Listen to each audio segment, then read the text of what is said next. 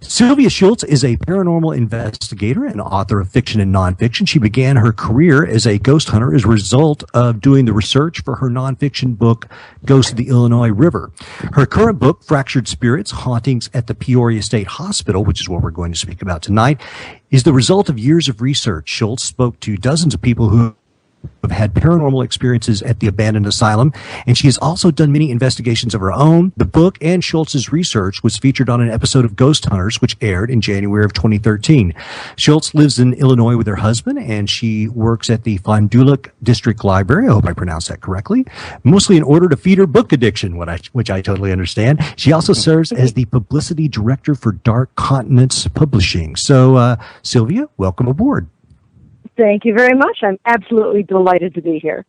You are quite the Renaissance woman. I was reading a little bit more about your bio. I mean, you kind of forage for wild foods. You make cheeses and wines. I mean, that's brilliant. Yeah, well, thanks. I love to. I don't watch a lot of TV, and I hate to be bored. I understand that. And love trying new things, and I just love getting out and tearing it up. Well, I was excited to see that, and I share some of your interests. So, but let's move on to the asylum. So, one of the things that I wanted to start off with, because a lot of people may not be aware of this particular facility that we're talking about. So, let's start off just a little bit, because it's different than a lot of other asylums. And I was wondering if you could just explain to the audience, back in the day, I mean, you did not want to get committed to a mental health facility. So tell me about what the old practices were, and then how that kind of changed into this modern, more compassionate version. I would be delighted to. Yeah, back in the day, back in the latter part of the 19th century, anyone with an empty barn and $25 to the license could apply for a license to become an almshouse. They did not think that the mentally ill could feel pain or feel heat or cold.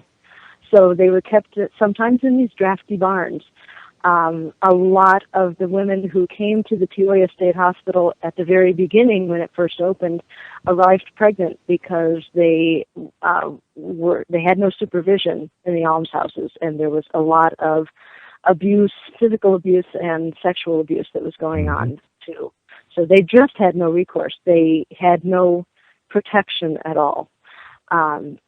Peoria State Hospital was not the first state institution, but it was one of the very earliest.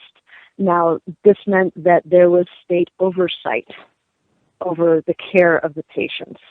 There were nurses hired that actually knew what they were doing. It was a regimented, structured environment rather than just somebody opening up their barn for the care of these people who were so unfortunate. So, yeah, I am... When people say haunted asylum, they automatically think pain and fear and abuse. And I was so grateful to discover that that was not the case at the Peoria State Hospital. Now, the Peoria State Hospital, though, was actually called something beforehand, correct? It was, yes. It started out as the Illinois Hospital for the Insane, or for the incurable insane. That's the word I was looking for. Which sounds bad. It sounds horrible. It sounds absolutely horrible. Dr. Zeller was one of the first superintendents, and he really brought mental health out of the dark ages. He really did. He went to the state legislature, the Illinois state legislature, and demanded that the name be changed. He said, "You do not tell my patients they are incurable. I'm here to do just that." Let's give our audience some idea of the size of this, because this was like a complex. I mean, this wasn't just a single building. Tell them how large an operation this was. Well, there were 63 buildings on the hilltop when the hospital was at its height. 13 of those buildings are left. Now, when people saw the Ghost Hunters episode about the Bowen building, I was kind of irritated. I'm sitting on the couch watching the episode, bouncing up and down, going, "No, that's not right, that's not right." they kind of gave the impression that the Bowen building was the only building of the asylum. And it's absolutely not true. There are 13 of the original buildings left. Most of those have been repurposed into other for other uses. The former gymnasium is now a country and western dance bar. Really? Right next to, yeah, it's called Stone Country, and they still have quite a lot of paranormal activity there. The building right next to that was kind of a commissary for the patients. That is now a restaurant, the Club Phoenix. So a lot of these buildings got repurposed. However, there are two buildings, the Bowen Building and the Pollock Hospital, that are still in pretty much their original conditions. And those two buildings are the ones that are devoted to paranormal investigation.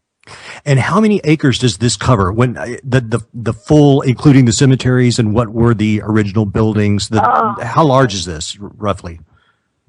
Ooh, I can picture it in my mind, but I have no idea about the acreage. But it's big. It is big. If you're coming up Pfeiffer Road onto the hilltop, that's the very eastern edge of it. And if you go across town to the western edge, to the Alpha Park Library, that's 3 miles away. And that is still on the property. That is still on asylum grounds. Okay. So we're talking about a really big installation. You said 63 buildings originally, 13 of which are still standing. Yes, that's right. 3 working farms on the hilltop. They had their own power station. They had their own, their bakery produced thousands of loaves of bread a day. They had a hog butchering operation. So yeah, they were self-sufficient little place. The only thing they didn't make was shoes. So, well, Dr. Zeller, now, when did he take over, and when did the hospital kind of start proper in the way that we're talking about it? What year? The 1902 was the 1902. First year of operation. Yes, they started off in February of 1902, I believe. And Dr. Zeller came to be the superintendent very shortly after that.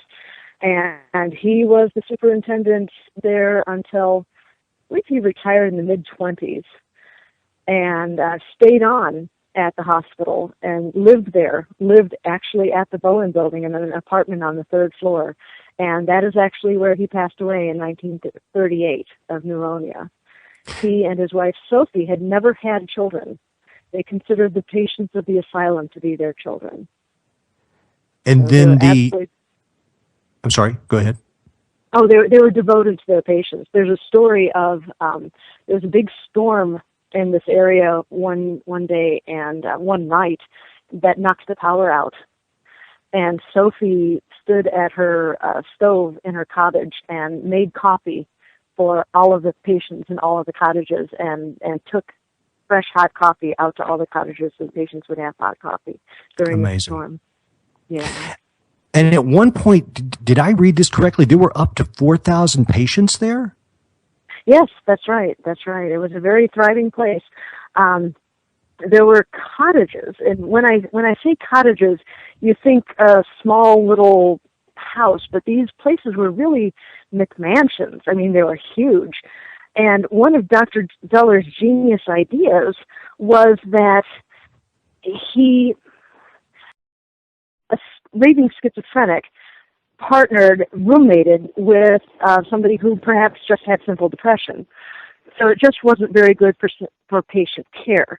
Now, what Dr. Zeller did was he put together a cottage system in which all the people that had a similar affliction were housed together. So if you had epileptics that were subject to fits, they were paired up in a buddy system. So if you happened to have a fit, help was just as close as your buddy was. Right. So there were a lot of patients that were they were allowed to live together. So if you were having issues, you were surrounded with people who knew what you were going through. So that really helped with treatment too. Yes. This Dr. Zeller, how did he come about this? Because when I'm looking at previous treatment and the way that people with mental illnesses were kind of, God, I wouldn't even call it diagnosed because they were just treated horribly. Where did his philosophy arise, which makes so much more sense? And, you know, not only is it more compassionate, but it just makes more medical sense. How did he come about to think this way? Well, I think it was just a facet of his personality. He just really cared about the people under his protection, really. He just felt that people, no matter what their issues, should be treated like human beings. Mm-hmm. The thing that made Dr. Zeller's superintendency absolutely revolutionary was that he came into the asylum and he took the bars off of the windows. The buildings were all built with bars on the windows and locks on the door. He forbade the use of restraints. He took the bars off the windows and he repurposed those bars into the cages for a zoo on the grounds. And he allowed the patients to take care of the animals. He took away all the straitjackets and the manacles and the straight gowns. And he put them all in a small room next to his office. And the only reason he kept them was for his staff to point to and say, never again, not here, not at this hospital. We refuse to use these. And he just came from a place, a philosophy of treating people like humans. Mm-hmm. You know, treating them like human beings rather than their affliction. Well, that was actually a huge gamble on his part, because when you're talking about so many people, I'm sure that there were some that thought that he was taking a huge risk by doing that initially. Oh, yeah, there was a lot of flack for that. Oh, my goodness. People were absolutely astounded at this course of care. Now, Dr. Zeller insisted on absolute transparency. He had reporters up there every month. He had people from the state legislature. People were free to take tours of the facility at any time. He didn't need any preparation. He knew his staff didn't need any preparation. They're just like, you know what? If you want to come visit, if you want to come inspect the place, go right ahead, because we know what we are doing is right and proper and good. We have absolutely nothing to hide. So, yeah, but he did catch a lot of flack for it. There was actually a big kerfuffle when the Bowen building was built. It's, I'll describe it for the audience here.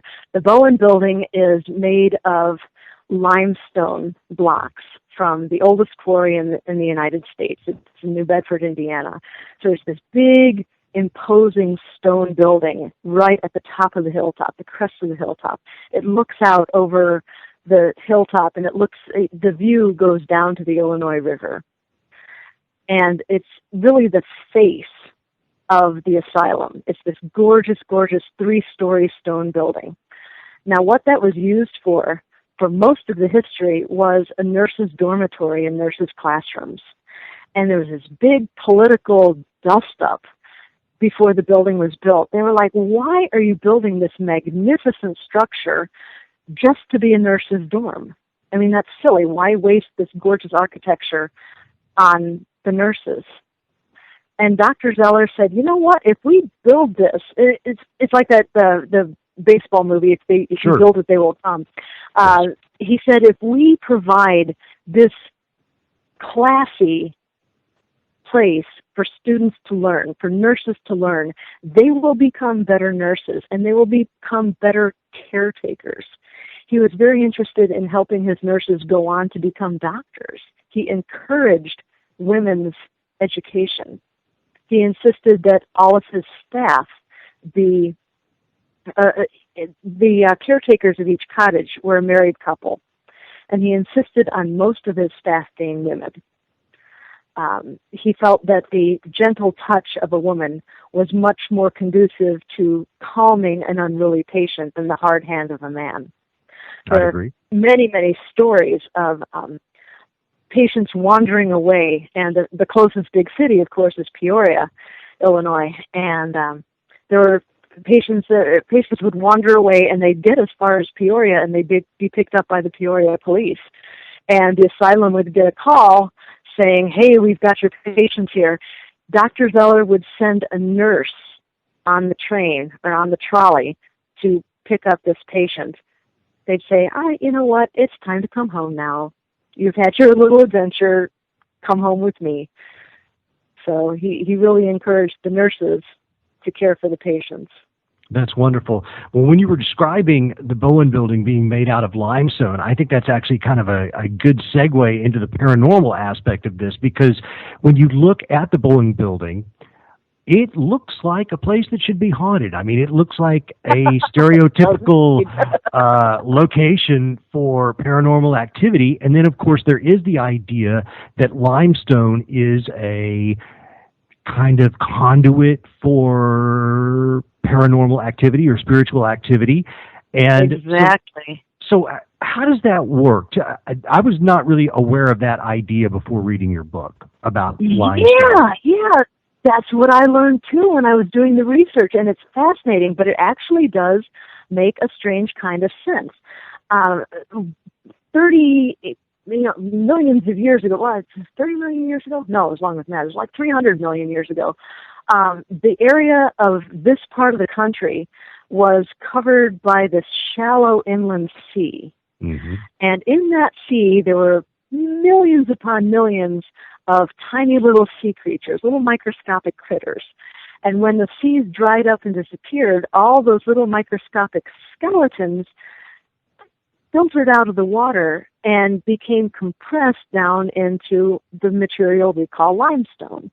And that is the theory in paranormal circles and in magical circles as well, and Native American circles too, is that since limestone is created from something that was once alive, these tiny little creatures, that gives it a power that other stones don't have. It kind of acts as a conduit for psychic energy and for other types of paranormal energy, which I think that's just a fascinating theory, and I really do subscribe to it. Yeah, I do as well. And when you think about hauntings in general, or hauntings that don't have intelligence associated with them, and I'm kind of jumping the gun a little bit, but if there is psychic energy or resonance that is left behind after traumatic or just emotional incidences that reside in an environment, then you would think that it would have to be stored somewhere. So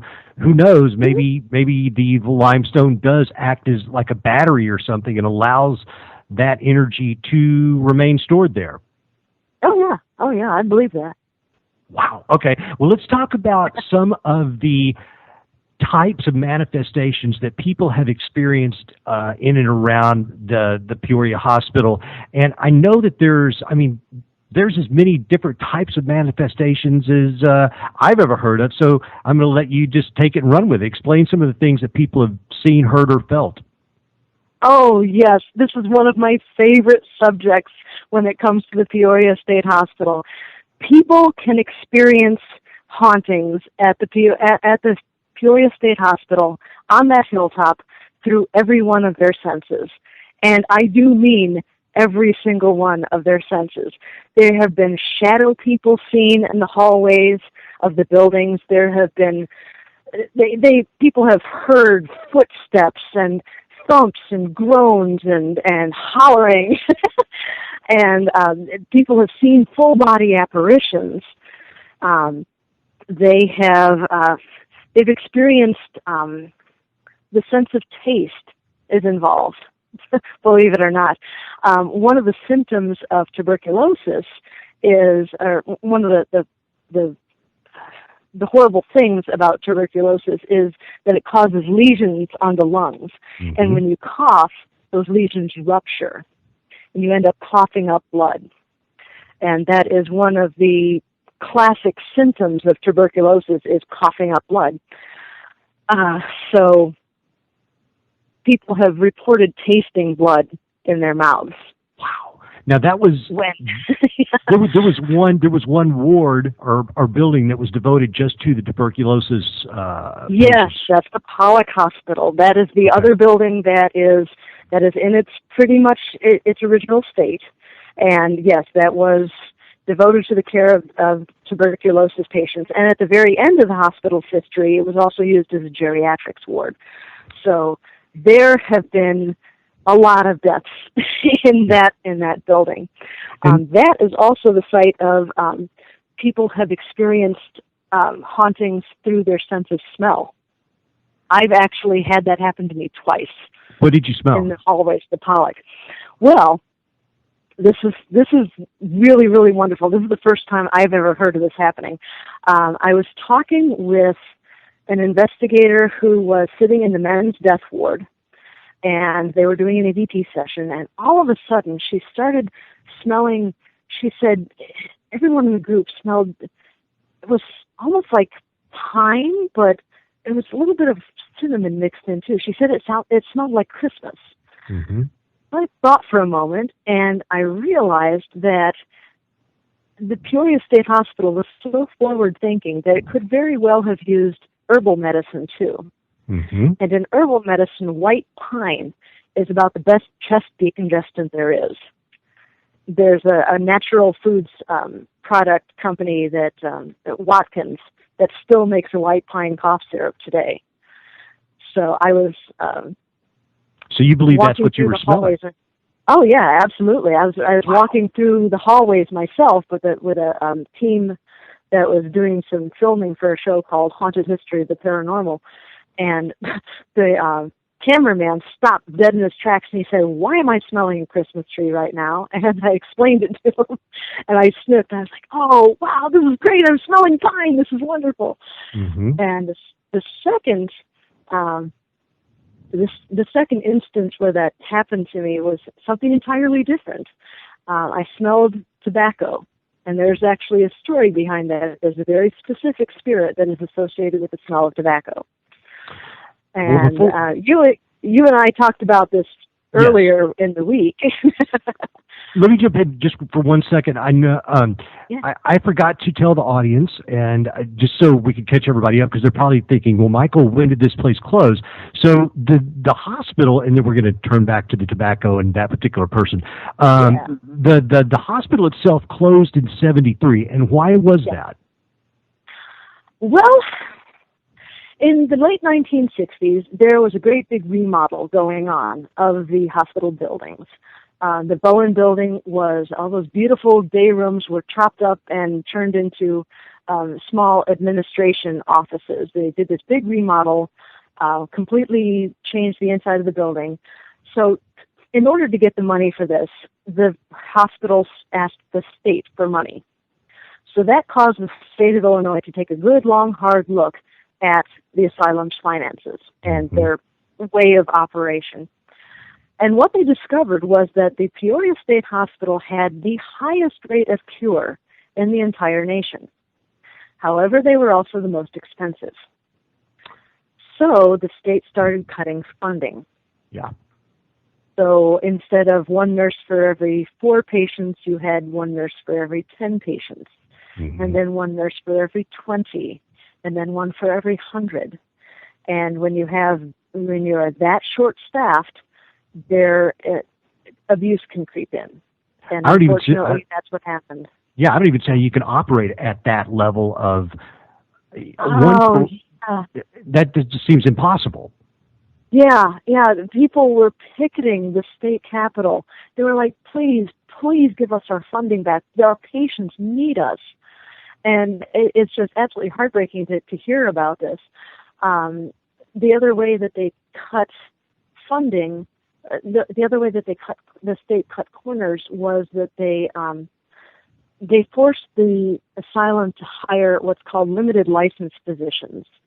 So instead of the physicians that had been caring for these patients, because it was not only a mental health care center, it was also a physical care center for the poorer people of the area.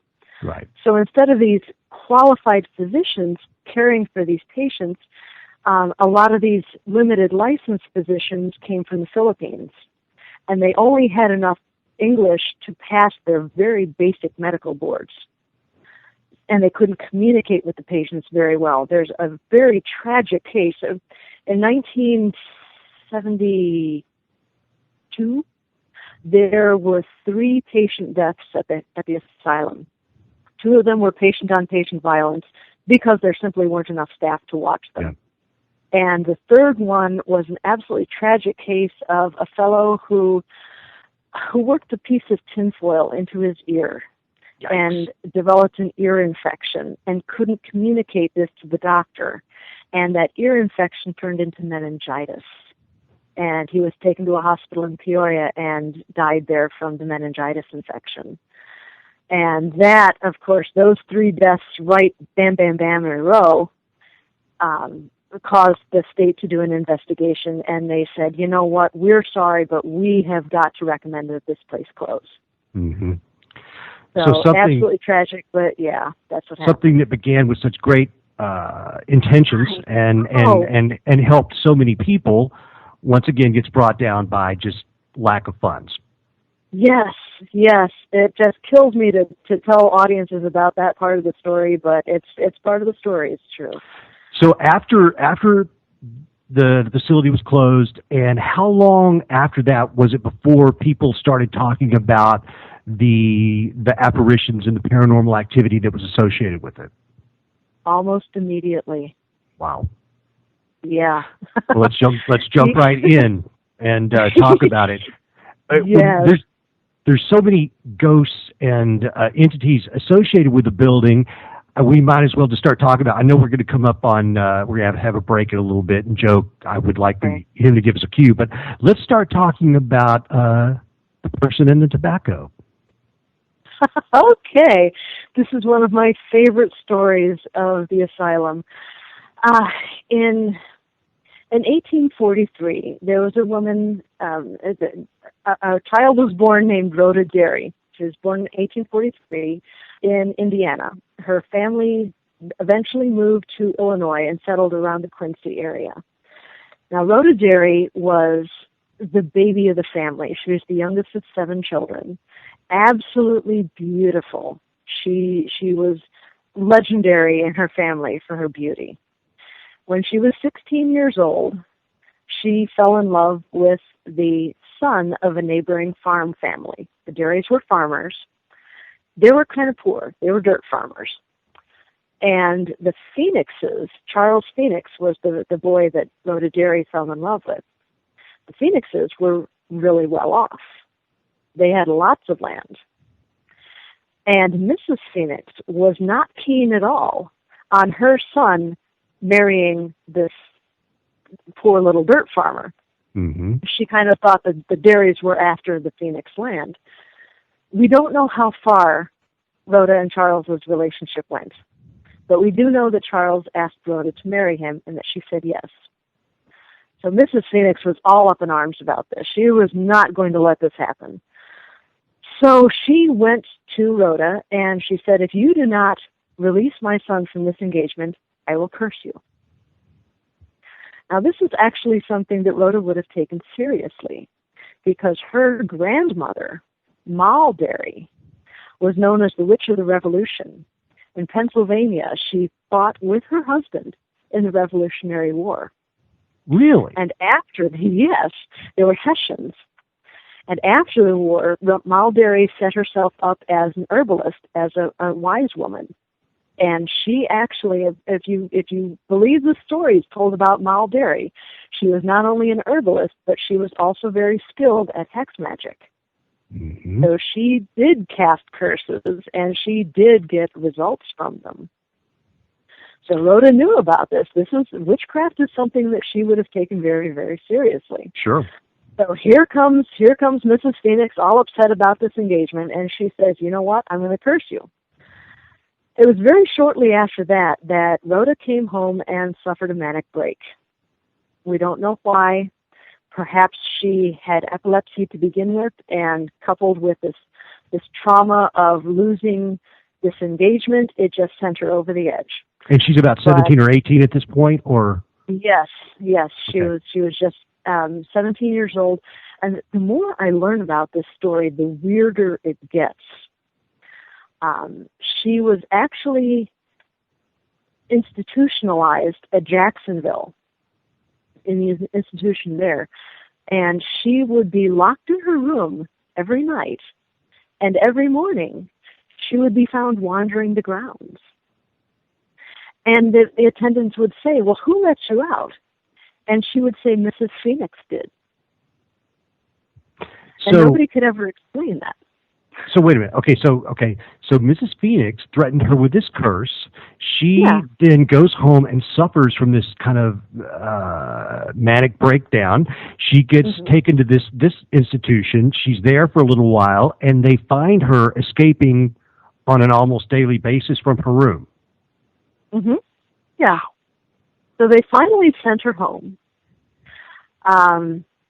The really tragic part about all of this is that when she was institutionalized, Mrs. Phoenix came to see her and said, look, there is no curse. I didn't mean it. You're fine. But she was too far gone in her madness to realize that. So she eventually did come home, but in 1860, her mother died. And her father could not care for her at home. So he actually had to put her in an almshouse. And as I mentioned at the beginning of the show, almshouses were terrible, terrible places. Rhoda became very, very agitated about this. She started to self-abuse terribly. She beat her front teeth in. She beat her teeth in? Yes. She hit herself with the palms of her hands so hard that all of her front teeth just fell out. She clawed her own eyes out. She was so violent, she would tear her clothes off. She was so violent that they had to keep her in something called a Utica crib. And that is a crib that is not even big enough for an adult to stretch out in. If you're in a Utica crib, you have to be in the fetal position. And it is this box lined with straw, and the mice would crawl over her. And there was a little hole strategically placed where when she eliminated, the stuff would fall through. There's a little tray underneath, just like a rabbit cage, and for the same reason. And it was just, she was locked in there for years and years and years. This is absolutely atrocious. Yeah. Yes, it was awful, just absolutely tragic. And just for the audience, just so you know, if you're thinking that this person didn't exist, there are actually pictures of this person in Sylvia's book.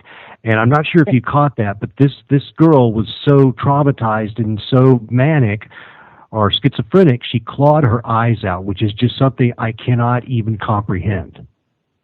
Yeah. It's really difficult to hear about this part of Rhoda's story.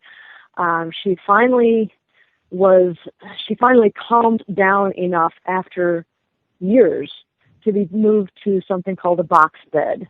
It didn't have a lid on it like the Utica crib did, but again, not big enough to stretch out in. So from being cramped up in that fetal position for years, literally years, her limbs atrophied. She could no longer stand when she was let out.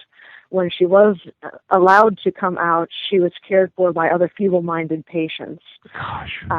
So, yeah, she spent decades in that state. Decades? Now, yeah, decades. When Dr. Zeller took over at the Peoria State Hospital, he made it his business to go around to the almshouses of the state of Illinois and rescue the most pathetic, horrible, awful cases. He went to the Adams County Almshouse, and he saw Rhoda in her box bed. And he said, this patient is coming with me. And the superintendent of the Adams County Almshouse did not want to let Rhoda go. They got money for every patient they had. Gosh. And also he was afraid that he would be blamed for Rhoda's condition. Yeah, do tell. Yeah. So Dr. Zeller said, either this patient comes with me or I shut your institution down, effective immediately. He was absolutely adamant that he was going to rescue Rhoda. Mm-hmm. So when they moved her to the Peoria, how did they do that? Well, the story goes that the train from Quincy got in very late to Bartonville that night. There was a washout on the tracks, so the train was delayed. So it was very late at night when the train finally pulled into the station at the bottom of the hill. The nurses and the attendants were there to meet the patients, to meet the train. And they took all the patients out of this boxcar. And at the end of the boxcar, there was this great big laundry basket, big wicker basket. It took 2 guys to carry it. So 2 of the attendants lifted this basket, carried it out of the boxcar, and they started humping it up the hill. And they set it down to take a breather. Everyone thought it was just full of clothes. And then the clothes parted when the basket was set down. The clothes parted, and Rhoda popped up and started jabbering at people. She was actually being carried around. Her body was too deformed to fit in a wheelchair. Mm-hmm. So she had to be carried around in this basket. So that night, for the first time in 43 years, Rhoda Dairy slept in a bed with clean white sheets. Unbelievable. Unbelievable. The nurses absolutely doted on her. She could no longer see, but they made sure that she experienced the hilltop in any way that was left to her. They set her out in the garden, and they let her feel the sun on her face and hear the singing of the birds and smell the flowers. They took her to dances so that she could hear the music. So, yeah, absolutely amazing. I tell you what, I'm hearing some music. I'm guessing that is our cue that we're coming up on the top of the hour. That was our cue. We'll be back in just a few minutes. After the break, I'll tell you about the tobacco thing. Excellent. Thank you.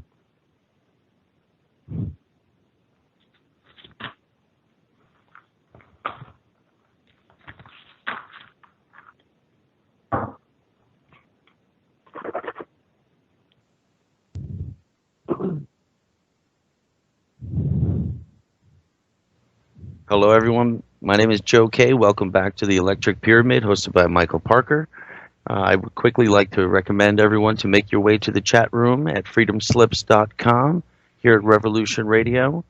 You could get yourself involved in several different great conversations, a lot of interesting things getting tossed around at all times. There's 2 studios, Studio A, Studio B. You'll be able to find a lot of interesting programs, certainly to your liking, I will assure you. We'd like to remind everyone we are the world's largest listener-supported radio.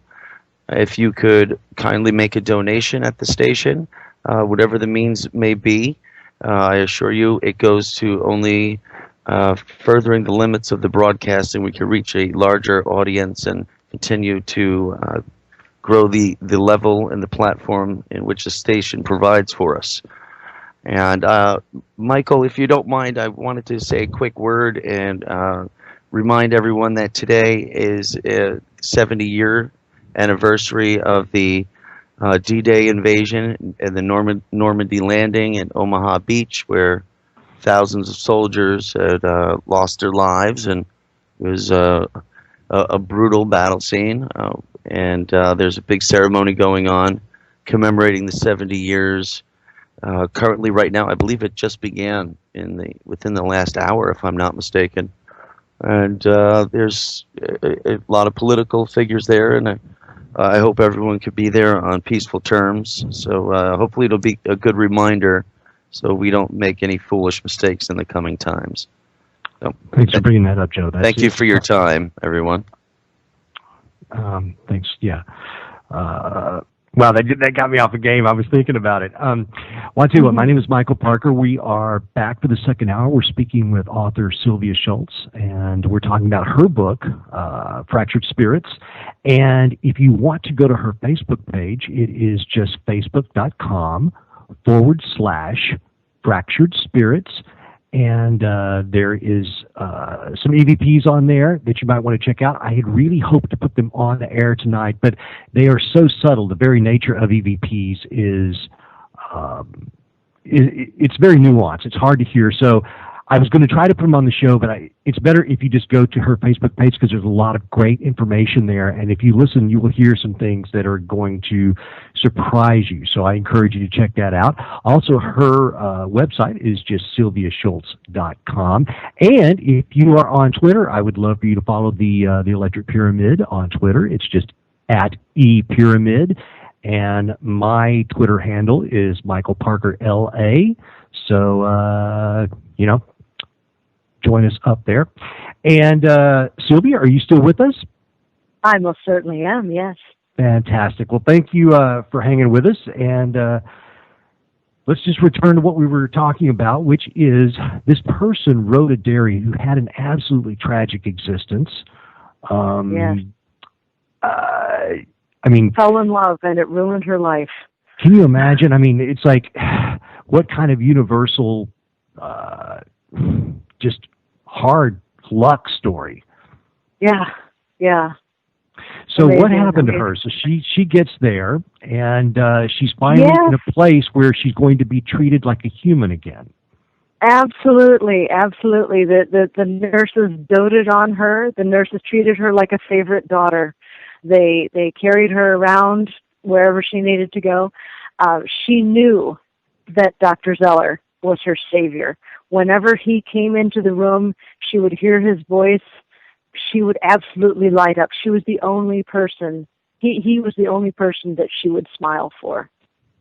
So if you get Fractured Spirits and you see the picture of Rhoda Dairy, she's sitting on the floor, and her knuckles are gnarled and crabbed, and her eyes are hollow, but she's smiling, and she's looking off. Well, her head is tilted. Her head is facing somewhere off camera, kind of behind the photographer, and you can just wonder, is Dr. Zeller standing behind the photographer? Is that who she's reacting to? So gleefully and so honestly and warmly. And I always wonder about that. Who was in the room when that picture was taken? So yeah, she passed away in 1906 from tuberculosis. She actually contracted TB when she was at the asylum, and she, far from being relieved that they were not having to care for her anymore, the nurses were devastated when she passed away. Absolutely devastated. So yeah. Oh, the tobacco thing. That's right. Yes. Well, yeah. I lost the connection for just a second. So I wanted to back up a little bit. And so the remainder of her time, how long was she actually at the Peoria hospital towards the end of her life? How long was she able to be? Just 2 years. 2 years, yes. She came to us in 1904, and she died the day before her birthday in 1906. Wow, a day before her birthday. She died in October of 1906. Yeah. And when she died, was it just the ravages of her body finally seizing her? Yeah, or was it was an absolute miracle that she had survived that long in the condition. And Dr. Zeller would point that out. People would be absolutely horrified at her condition. But Dr. Zeller would say, you're blaming the almshouse for this, but they actually kept her alive for 43 years in the condition that she was in. So don't be too hard on the almshouse, even though it was absolutely atrocious. So her body just wore out, and she contracted tuberculosis, and that's what took her. When did she develop the taste for chewing tobacco? Oh, yes. She developed the taste for chewing tobacco when she was a teenager. The legends go that she would, if you came to her house and wanted your fortune told, she would, after her first institutionalization, she developed some weird sort of prophetic powers, apparently. And if you came to her house and gave her some chewing tobacco, she would tell your fortune for you. No kidding. She had a taste for tobacco all her life. And in the Peoria State Hospital, they found out about this. And she could no longer walk, of course, but she could kind of crab along the floor on her knuckles and her knees. And if she knew that you had chewing tobacco, she would kind of crab over to you and tug on your pants leg and ask for some chaw. So that is the legend, is that she loved that hilltop so much that if you are anywhere on the hilltop, doesn't matter if you're at her grave in Cemetery 1 or if you're in the Pollock Hospital or in the Bowen Building, anywhere on the hilltop, if you feel somebody tugging on your pants leg and you smell chewing tobacco, that's Rhoda. Now, my experience with this is that I was in the women's ward of the Pollock Hospital, and there wasn't much going on. The energy in the women's ward tended to be really subtle for the past several years. In the past couple of months, the energy there has just skyrocketed, and I've got all sorts of fun stories about that. But that particular evening, the energy was very subtle, not much going on, so I told Rhoda's story to the group that I was with in the women's ward. And then we decided to rejoin the rest of the group, move to another part of the building to ghost hunt. And as we were walking out of the women's ward, every single one of us smelled chewing tobacco. Wow. And I talked to, it was great. I talked to a guy who is very talented at capturing EVPs, and this is not one that somebody is going to find on the Fractured Spirits page, unfortunately, because he hasn't shared it with me yet. But he told me about it. He was at Cemetery 1. He was standing in front of Rhoda's grave, and he said, "Oh, Rhoda, I am sorry. I meant to bring some chewing tobacco for you, and I forgot. I apologize." And moments later on his tape, you hear a gravelly voice, and I've heard this. It's this gravelly voice that says, "That's okay, I can't chew anymore." My gosh. That was just brilliant. My jaw just dropped when I heard that. It was wonderful. Well, tell us about some of the other spirits that are known to populate, because I think I read in your book that they thought that there was an estimate of like 30 to 40 different entities. Yes, absolutely. There are at least that many. I have encountered several on my own. There's a young man named Christopher who is in the basement of the Pollock Hospital that introduced himself to me, and that story is in the book. Yes. There is a delightful story that is also in the book of a friend of mine was driving up the hill going towards the library, and he is very sensitive, and I gave him directions to the library that he was going to visit, and the directions took him past the Bowen Building. And I said, "All right, put your guards up. You're going to see this big stone building. Put your guards up. I am not kidding about this."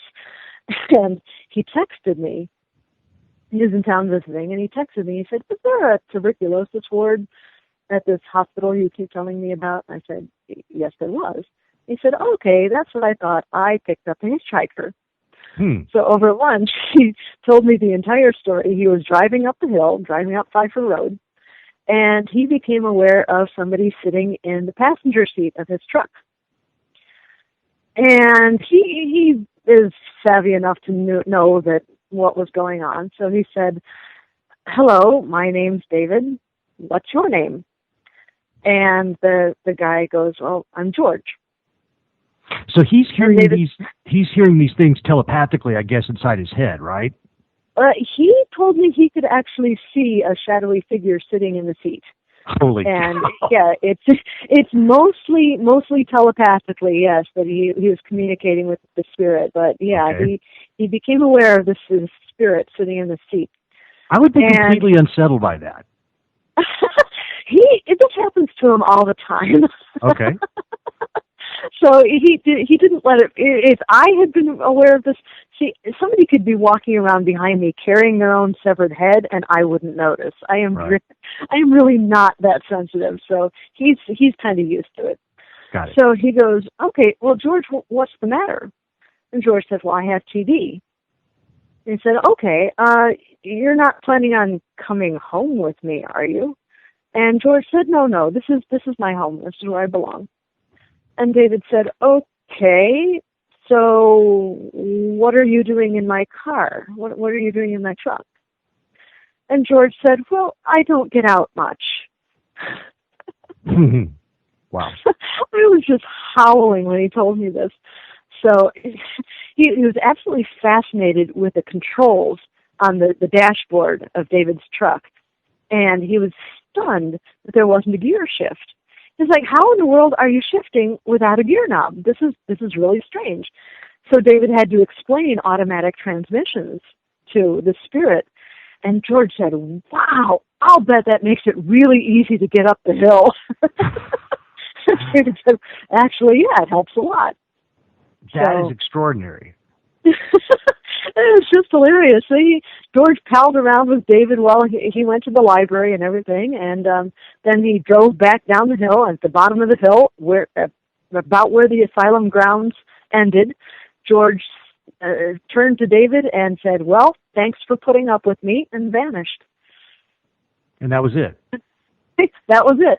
David said that was the most pleasant, well-behaved spirit I have ever encountered. Well, I would have to agree. That's a pretty friendly spirit. Let's talk about some of the spirits that aren't so friendly. Okay. Let's talk about the spirits in the basement. In the basement, in the morgue of the Pollock Hospital, yes. There is a particular entity. Well, Seth does tend to make himself known at places other than the basement. He can move around a little bit. I actually encountered Seth in Cemetery 1. I was out there with a group, and we were recording. We were using a spirit box, and Seth wandered over from the Pollock Hospital, which is where he usually hangs out, and he was cussing up a storm, and I'm not going to repeat any of the things he said, but he is a very unpleasant character, and the theory is that he was a dock worker in life, some sort of rough and tumble guy, and he's actually kind of a bully. There have been people down in the basement of the Pollock that have experienced a sharp pain, like a burning pain in between their shoulder blades that doesn't let up until Seth decides it lets up. And we asked him once, why are you such a jerk? Why are you such a bully? And he said, because I can be. Because it's fun. Because I feel like it. So, yeah, he's one of the more unpleasant spirits. Now, in the basement of the Bowen building, yes. Going back to the historical, the actual, what we actually know about these buildings, and not speculation, not anything paranormal. When the hospital closed in 1973, the state just locked the doors and walked away. Everything was just left there. Which I don't actually understand. Why did they not feel, not to take us off on a tangent, but I don't understand this. Why didn't they feel like they could salvage some stuff? They literally just walked away. Why did they do that? There was such a stigma attached to the place. Okay. There was such a stigma of mental illness. Okay. People would threaten their children with this. If you don't behave, I'm going to pack you off to Bartonville. And by that time, it had gotten to be. It was still a place of hope and help for many, many people. But there's also that real stigma of mental illness and having something wrong with you, and just something broken in your mind that you have to be in this place. So there really was quite an unpleasant experience attached to this. And many people don't, even today, many people don't understand mental illness, and it's something scary, and I understand this. So it was just a place where nobody wanted to hang out, but people did hang out there. Unfortunately, the Bowen is the public face of the asylum, and being so visible, the Bowen building actually took the brunt of the vandalism and the break-ins that happened after the asylum closed. And it's such a wonderfully creepy old building that people would break in, and especially down in the basement, they would try to they would try to summon entities that they had no hope of controlling. Mm-hmm. And there was a lot of, I hesitate to say this because it's a really awful thing, but there was a lot of satanic practices going on down in that basement. So there is a lot of really unpleasant energy down there, even today. And you can kind of feel the residue of that. That sounds awful. And yeah, I mean, knowing that, I mean, I would probably be okay with traversing most of those buildings, but knowing that part, I think I would be quite hesitant to go down there because. Well, people do go down there. Sure. People do explore in that building. I mean, I guess I would, but the idea that somebody was down there at some point doing satanic rituals, trying for sure to get bad spirits to assist them or come about, that's just, I don't know, that creeps me out big time. It's very unsettling, to know that something like that actually went on. When they started opening up the Bowen to investigation, when somebody actually purchased the property and started leading tours through there, they had people, they had a Wiccan priestess and I think a Jew and a Catholic. They had representatives from 3 different religions come down to the basement and bless the place. Okay. And they also put an iron post at the bottom of the basement stairs. What does that do? Iron tends to, and you hear about this in fairy tales too, it tends to be a very grounding thing. Okay. If you believe in it, all the fairy tales say fairies can't touch iron. It just has a very powerful supernatural grounding effect. Okay. And that the theory behind that is once we've blessed this place and we put an iron post there, any unpleasant entity is not going to be able to come past that post. If it is still down in the basement, it's not going to be able to come past that iron post. That's kind of a barrier to it. It's not going to come up into the rest of the building or out onto the asylum grounds. Understood. Yeah.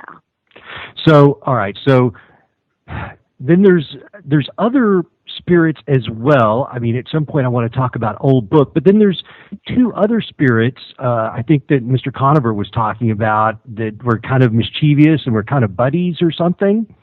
Yeah, Ed and Al, yes. Now, Rob Conover seems to be pretty much the only person who has had much experience with Ed and Al. So the only stories I can tell are secondhand from Rob Conover's experience. But yes, they're a pair of friendly, mischievous spirits that he encountered in the Bowen building. There's another Bowen ghost who I feel much closer to. Now, I did mention that the Pollock Hospital was the scene of countless deaths over the years. Now, in the Bowen building, there were only 2 recorded deaths. Dr. Zeller passed away in the Bowen building in 1938. And in 1915, there was a housekeeper named Mary Stewart who was working at the Bowen building. She was the housekeeper for the nurses, the students who were there. And she fell ill at work. And she was taken to her room, which was possibly in the Bowen building. And she fell into a coma and died a couple of days later in her room. So if you go up to the attic of the Bowen building and you sit there very quietly in the dark and you just let the darkness unfold around you, you might hear somebody shuffling around as though they're tidying up or putting away bedclothes or something. Mm-hmm. And if you are very, very lucky, this entity might start to sing. And she always sings the same song. She always sings Ave Maria. Amazing. And we like to think that is Mrs. Stewart still bustling around, still picking up after her students. The nursing school at the Peoria State Hospital was so incredibly popular and so well respected It was the finest nursing school for decades, Mm-hmm. and many students wanted to attend the school.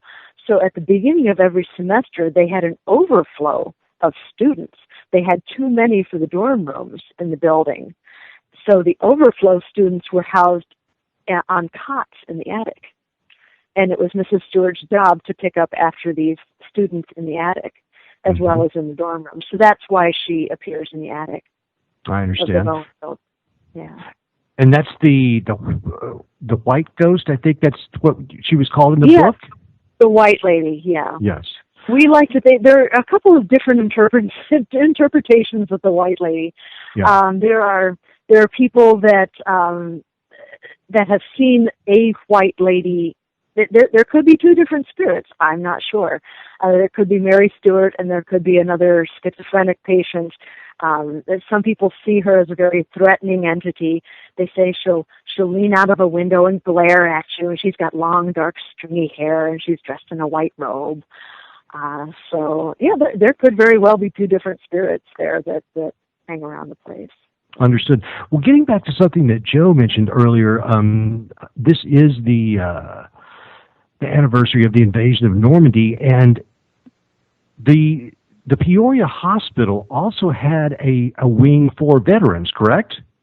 Yes, absolutely. Dr. Zeller was one of the first people to realize that veterans returning from the Great War, from World War I, were coming home absolutely unable to integrate back into society. He was one of the first people to realize that there is such a thing as PTSD. Mm-hmm. And he set aside one cottage just for returning veterans and for people who came back from other wars with problems. And there is actually a parcel of Cemetery 1 that is set aside for veterans. And every single one of those graves always has an American flag on it. Well, it's brilliant that he was able to see this and honor our veterans and realize that they also needed some kind of help in a way before anyone else did. This guy was a visionary. Oh, absolutely he was. We all love Dr. Zeller. Well, he was a noble man who obviously took great care and joy in doing the work that he did. And are there any stories related to the veterans wing of this? I mean, do people ever hear anything about military men type ghosts? Oh, I haven't encountered anything like that. Okay. Now, somebody did share a story with me that she was helping out with the tours before the Bowen building was open for tours. Well, while it was closed for the asbestos with abatement. They were having abatement. Yes, that's the word I was looking for. Thank you. While the building was closed for that, they did tours in the cemetery, and one of the volunteers shared a story with me that she was standing next to Cemetery 1, which is where the veterans parcel is, and she was waiting for a group to come by, and she was absolutely alone, and she heard what sounded like a soldier's steady marching footsteps on the road that leads past Cemetery 1. So I found that very fascinating. That's amazing. So today, you said that there were 13 buildings that were still standing, and the asbestos abatement has been done. I guess that was just in the Bowen? Yes, that was the only building that had any problem with it. Okay. So I guess one thing I'm curious about, since they're able to do these various tours, do you have to make reservations ahead of time? I know they don't want people just running amok up there, so how does one go and visit the facility today? Well, if a little bit of shameless self-promotion here, if you are on the Fractured Spirits page, whenever there is a tour at either the Bowen or the Pollock, I always announce that on the Fractured Spirits page. I know that the Pollock tours are incredibly popular. I was talking with the person in charge of the tours just a couple weeks ago, and she said they are already booked for tours up through 2015. Wow. Well, that sounds great for Good that luck. building. I mean, what is the future for the complex as a whole? Well, we are hoping to save every building that we can. Like I said, some of these buildings have been repurposed, so they're safe. I mean, they have they have businesses in them that are taking care of them and have no plans to tear down the building. Now, the Bowen building is rather another story. They have tours every weekend, and the times and the contact person, the contact information is all posted on the Fractured Spirits page, so you can get a hold of them. They do not require reservations for their tours. You can just show up and take a tour. Okay. They will just let you go through the building and ghost hunt wherever you want to. You can take pictures, you can do recordings, whatever you want to do. Now, the Pollock tour is quite a bit more involved. That's why they're so popular. The Pollock tour starts off during the daytime with a tour through the 3 cemeteries, and they tell you about the history of the cemeteries and let you poke around there for a while. Then the group goes into the men's death ward of the Pollock Hospital, and you see a slideshow on the history of the asylum, which is wonderful. It's very historical, very entertaining. Then you go through the hallways, and there are costumed interpreters that tell you about the history of the asylum and reenact some of the scenes from asylum life. And it's only after that is done that you go lights out and you actually start your evening of ghost hunting. So there's a lot of value for the money in a Pollock tour. Understood. That sounds like a great time. One of the things that I saw in the book that I was blown away by is, I don't remember which tour it was. I think this was a couple of summers ago. There is a photo in your book, and ladies and gentlemen, you should buy the book. It's really good. There's a photo that was taken by a musician who was on the grounds that day. Can you give us kind of the story on that? Yeah. Yes. Well, the Bowen was doing a fundraiser.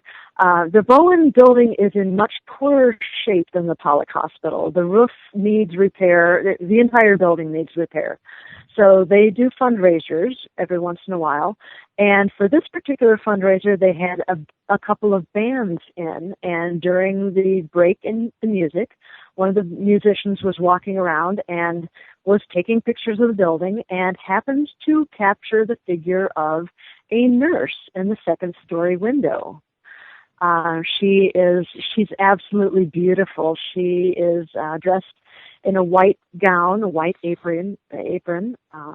She has her dark hair up in kind of a Gibson girl style. And, you know, with a picture that clear and beautiful and pristine, you just kind of, you have to ask yourself, is that really a ghost photo, or did they fake it, or what? Opinions are divided. I'll just put it that way. Opinions are divided. Sure. I like to think that it's real. I like to think that it is actually a nurse peering out of the window. I mean, heaven knows there have been all sorts of other pictures. I've seen a picture, one of the pictures on the Fractured Spirits fan page on Facebook is the picture of a little boy peering out of the window, and I saw that just minutes after it was taken on somebody's cell phone. Somebody came rushing over to me with their cell phone going, "Look what I found! This is great!" So I know that one's real because I was there when it was taken. There are a lot of children running around, ghost children on the premises, correct? Yes. Oh, especially at the Pollock Hospital. Somebody shared the story with me that he was there with his wife and his mother-in-law. And the two women were very, very sensitive, especially the mother-in-law. And the mother-in-law kept saying, "Look at all the children. There are so many children running around here. This is amazing." And so the wife and the mother-in-law had gone off to do their own thing. And this guy was wandering around with his recorder. It was a voice recorder. And it's something called an RT DVD. It's a real-time voice recorder. So you can actually listen to the recording as it's going on, and you can catch EVPs as they happen, which is really cool. You don't have to wait until you're done recording and then go back over the recording to find the EVPs. So he's wandering around. I believe this was in the women's ward.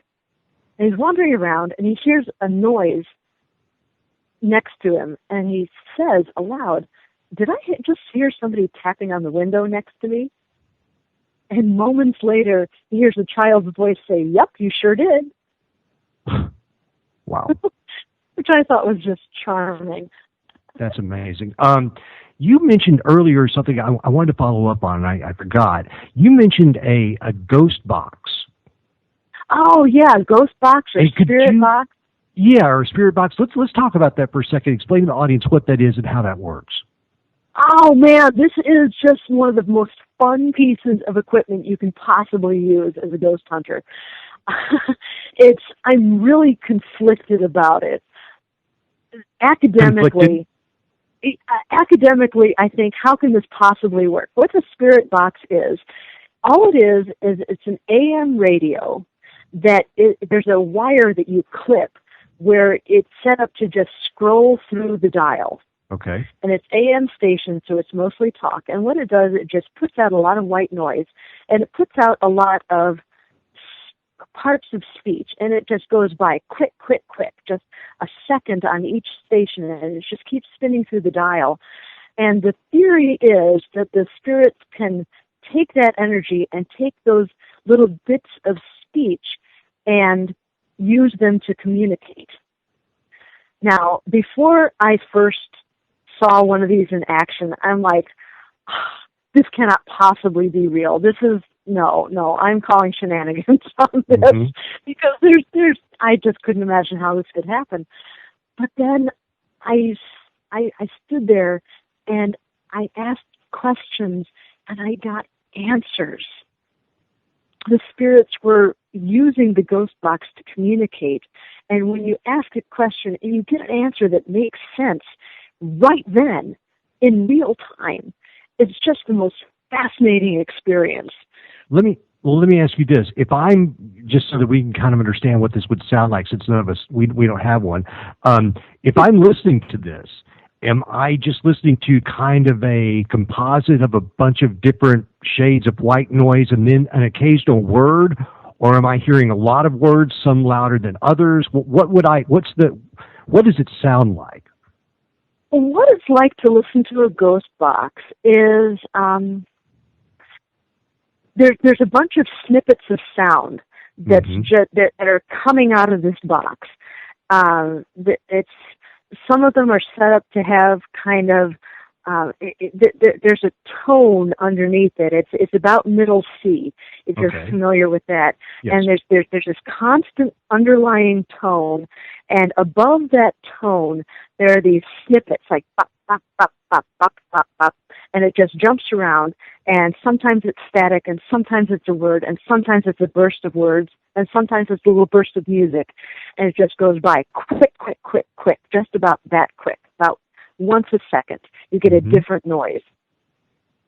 And if there are people that are more attuned to it, that have used it more often than I have, but even I can pick out if you ask a question, you can sometimes pick out a word as it flashes by. And it's always helpful to have a recorder going, so did I really hear that? And you can go back and listen to it again. And on the Fractured Spirits page on Facebook, there are several recordings of spirit boxes where I thought, this is really neat. I should share this with people. So there are, if you really want to hear what a ghost box sounds like when you're asking questions and getting answers, you can find that on the fan page too. Excellent. We want everybody to go check that out. I know that as far as EVP goes, I can definitely speak to the fact that those are real. I've been involved in investigations and heard words and things, so I've not used a ghost box, but I'm very curious and hope to encounter one at some point. I know that we're kind of getting along in the hour. One thing that I would like to speak with you about, because it's part of the lore of the hospital, is Old Book and his story. And Old Book. You knew we had to go there, so. Oh yeah, absolutely. The story of Old Book is the most famous ghost story to come out of the entire history of the Peoria State Hospital. In 1906, there was a patient that arrived at the hospital who had suffered a nervous breakdown at work. and was committed to the asylum. His breakdown was so total and so complete that he was rendered mute. He was not able to tell the intake nurses his name. All anybody knew about this poor guy was that he had worked as a bookbinder. He worked in a bookbindery up in Chicago. And so the intake nurses wrote his name down in the book in the intake log as a manual bookbinder. And he became known as Bookbinder or Old Book. He wasn't particularly old. He was in his early 30s, I suppose. So he just became known by that nickname. And one of Dr. Zeller's genius ideas was that everyone needed to have a job at the asylum. Mm-hmm. So he put Old Book on the cemetery detail. It's supposed to keep the cemetery grounds nice and pristine. And one of his jobs was to dig the graves for every funeral. So and he was a big and strong guy too, right?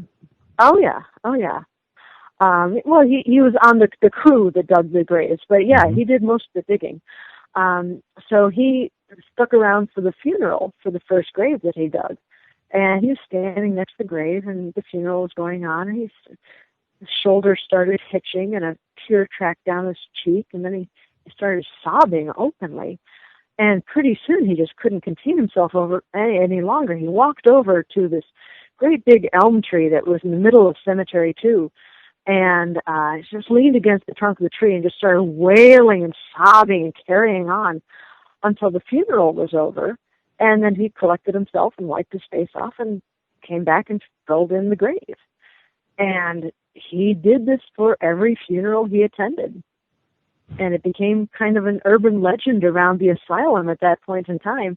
And if a patient knew he was on his deathbed, he would grab a nurse and say, "Look, you have to have Old Book cry for me or I won't get into heaven." Mm-hmm. So he became a very well-known fixture of the asylum. Mm-hmm.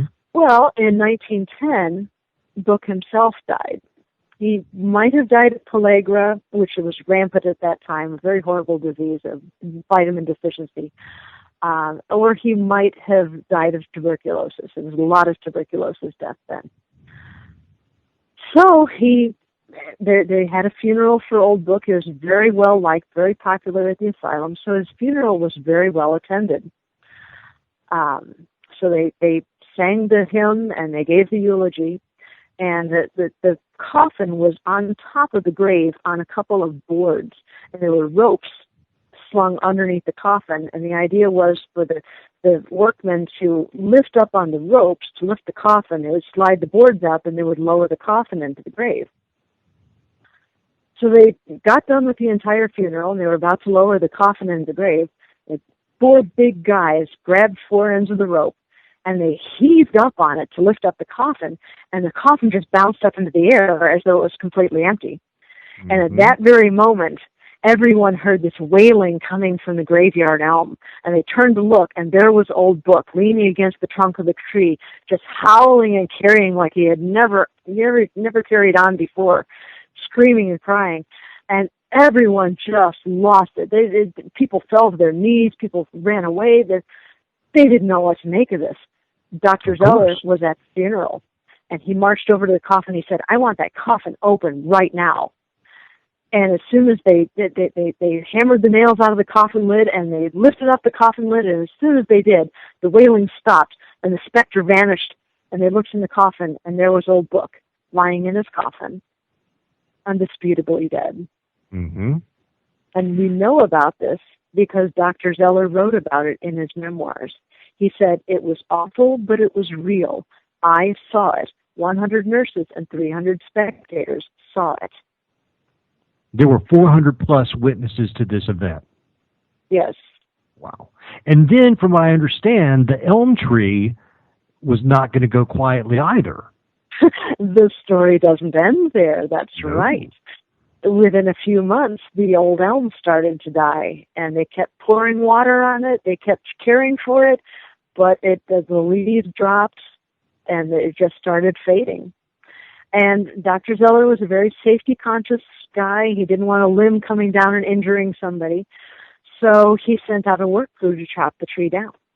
The first couple of strokes of the axe The workmen threw down their axe. They said, "Oh, we can hear the voice of Old Book coming from the tree, and oh, we don't want any part of this." So they left their axe right there, and they just walked away from it. So Dr. Zeller sent a fire crew out to burn the tree down.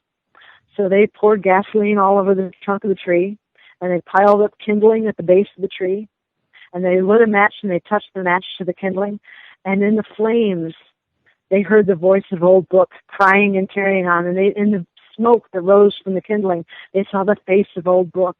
And they said, "Oh, we don't want any part of this," so they threw the water on it, and they put out the fire, like, no, we're not doing this.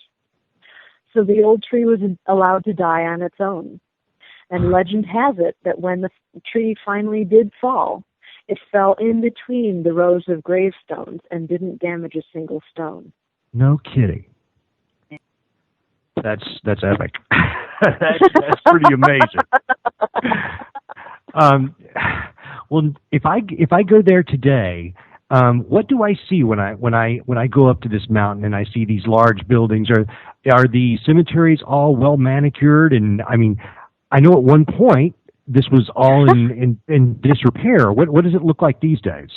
It was in a horrible state of disrepair. They were overgrown. They were not cared for at all. But since then, people have realized that the asylum is an important place to remember. So if you go there now, if you go up the hill, and you'll see this big stone building on your right. That's the Bowen building. Mm-hmm. And if you take the street to your left, and if you go about a block, you'll see a long, low H-shaped building. It looks like an abandoned grade school. That's the Pollock Hospital. Mm-hmm. And if you continue, if you just go just a few steps outside the Circle Drive, next to the Pollock Hospital, and you go down a little swale of grass, and you go through the tree line, and it opens up into Cemetery 2, where Old Book is buried. And the Cemetery 2 is ringed with these trees, and it's a very, very wild energy there. It's very, very shaded, very quiet, and very, very haunted, for lack of a better word. And if you go just a couple blocks, well, not even about a block and a half, you walk down the road, and the road curves, and there's another little swale of ground. And if you walk down that little slope of hill, you'll come to Cemetery 1, where Rhoda Dairy is buried and where the veterans are buried. Yes. Cemetery 1 was for the people whose families had money. So even today, there are still bouquets of flowers on many of these graves. Cemetery 2 was the paupers' burial ground, so there are no flowers there. They're just the stones. They're just that wild green place. Mm-hmm. And then Cemetery 3 and 4, if you go around the Pollock Hospital, around the head of the ravine, it'll open up into a big, expansive cemetery, and that's Cemetery 3 and 4, and those are the later graves. And from what I understand, many of these grave markers just have numbers on them. That's correct, yes, and that bothers a lot of people. But it is actually Illinois state law that you cannot put a name on a headstone unless it is that person's legal name. And some of these patients weren't able to tell the nurses their name. Either they were too demented or not able to communicate. They couldn't tell the nurses their name, so they just went by a nickname. But Dr. Zeller made sure that every patient had a number, and the number was what was put on the headstone if they didn't know the actual name. And he was very conscientious about keeping records. And the people at the Pollock Hospital actually have a book called the Book of the Dead, and they know which names go to which graves. And those numbers were mostly four-digit. Those numbers were mostly four-digit numbers. What's that? Most of those numbers were four-digit numbers, correct? Yes, that's correct, yes. And then you mentioned in the book, because as we go over this, I'm kind of remembering various things. You said that some people were getting text messages from four-digit numbers. That's something a little bit different. Okay. The text messages thing is that when the people at the Pollock Hospital were doing the research on the asylum, they came across a bus schedule. And back in the day, phone numbers weren't necessarily printed with the exchange, the 3-digit number at the front of on the left side of the hyphen. Mm-hmm. They usually just, if they had a business card or a bus schedule or something, or a restaurant advertisement, sometimes if it was a very small town, all they put was the 4 digits of the number. They didn't mm-hmm. even bother with the exchange. Right. So that's what they had found, was this bus schedule with the 4-digit number. And yes, people's phones would buzz or ring, and they would answer the phone and there wouldn't be anybody there, or they'd answer the text and there wouldn't actually be any text message that came through, but they'd notice that when this happened, it was a 4-digit phone number that it was originating from. Wow. Well, that's amazing. What is next for you? What are you working on right now? Well, I am actually working on a book all about Rhoda Dairy. Okay. I found her story so fascinating that I am writing an entire book on her, and I'm going to share her story with the world. Well, it's incredible. I mean, I can certainly see that. It's incredible that a woman who really the only thing she ever did was fall in love with someone, and then just had a incredibly bad set of circumstances as a result of that. Yeah, absolutely. It just boggles the mind to think of how her life would have been so much different if her future mother-in-law hadn't blown a gasket and threatened to curse her. And what happened to that family, the Phoenixes? They moved out west shortly after 1860, and nobody ever heard from them again. We do not know what happened to the Phoenix family. All we know is that they moved somewhere west. The Phoenixes did not rise again. Right. That was terrible. I'm sorry. But, okay. So when will we see the book on Rhoda Dairy?